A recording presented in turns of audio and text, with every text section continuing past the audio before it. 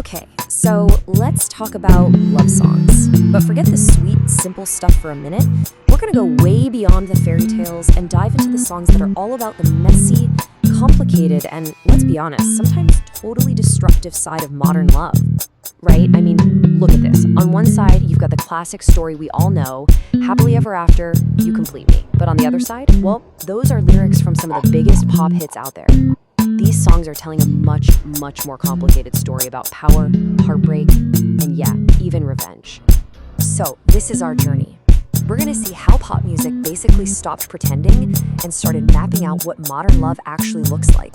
The good, the bad, and the very, very messy. Let's start with a feeling that I think we all know a little too well. That moment you wake up and realize you're giving absolutely everything in a relationship and getting pretty much nothing back. Turns out, it's all over the pop charts.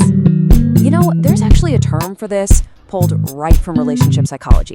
It's called an asymmetrical relationship. It's totally lopsided. One person is the taker, the other is the giver. And that dynamic, it's the perfect recipe for a heart-wrenching pop song. And what's really wild is how these, textbook red flags show up in hit songs all the time. Think about Camila Cabello's I Have Questions. When she's singing about feeling played and all these broken promises, she's basically just going down this list one by one. She's laying out the whole case for how she missed the signs of a totally lopsided relationship. So, when things really hit the fan, what are your options? Well, according to pop music, it seems like there are three very clear paths you can take. You can try to fix it, you can just walk away, or you can get even. First up, you've got the fight response. This is all about hope, right? Adele just nails this in He Won't Go. It's a song about a couple that knows things are broken, but they also know there's something real there, something worth fighting for. It's about choosing to stay and try, even when it's hard. Then you have Flight, and this isn't just about leaving, it's about taking your power back. Christina Perri's Jar of Hearts is the ultimate anthem for this. An old toxic ex comes crawling back and she just slams the door in his face. It's about drawing a line in the sand and saying, nope, you don't get to hurt me anymore. And that, of course, brings us to our third option, the one that's a little less about healing and a whole lot more about payback. When fighting and leaving just don't cut it, some songs suggest a much more hands-on approach. And the absolute masterclass in this is Carrie Underwood's Before He Cheats. This song is not just a moment of anger. It's a cold, calculated plan. The lyrics walk you through it step by step.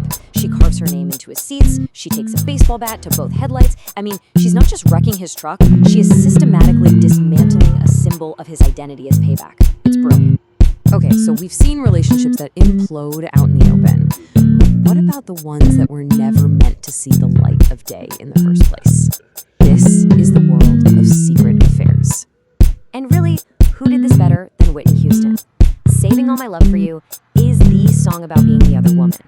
It's all about the pain and the little bit of hope you have when you love someone who has a whole other life, a whole other family, and all you get are these little stolen moments. It's just a beautiful, tragic song about a love that has to happen. But, sometimes forbidden love isn't about cheating. It's about a relationship that your friends or your family or just society doesn't approve of. Akon's Don't Matter is the anthem for that. It's a total declaration that, hey, our love is strong enough to handle all the outside noise. It's a classic us against the world story with a great beat. So we've seen songs that break the rules inside a relationship, but what about the songs that just throw the whole rulebook away? This is where pop music starts to ask some pretty big questions about the idea of monogamy itself. So back in 2009, Britney Spears drops this song, 3, with this lyric. And you hear it and you think, oh, cute, a little nod to a 60s folk trio. But anybody who was really listening knew she was not talking about folk music. And clearly, people were ready for it. The song didn't just climb the charts, it debuted at #1. That is a huge deal. It was a massive instant hit, which proved this whole idea had some serious mainstream appeal. Because what was the song really about? Let's be real. It was an upbeat, unapologetic dance floor banger about a menage a trois. No hiding, no metaphors. It was just a party track celebrating the idea that, hey, maybe 3 is a charm. But here's the thing, as huge as that felt, Britney wasn't the first to go there. Not by a long shot. This conversation has been bubbling up in music for decades. You go back to 1967, David Crosby wrote Triad, a folk rock song about it. Then in 77, William Bell had a #1 R&B hit with Trying to Love Too. Britney's song was just the moment that conversation exploded into a massive #1 pop hit. So what does this all mean? Well, it tells us that the love song isn't just one simple thing anymore. It's evolved into this incredible mirror that reflects back all of our most complicated, messy, and challenging feelings about relationships. I mean, just look at the range here. From the pain of being used, to the pure rage of being cheated on, to the bittersweet ache of a secret love, all the way to just rewriting the rules entirely. There is a hit song that perfectly captures every single one of those feelings. Pop music has kind of become our collective diary for the reality of love. And that leaves us with one last, pretty fascinating question. As our own ideas about love and relationships keep changing, what new stories are going to pop up?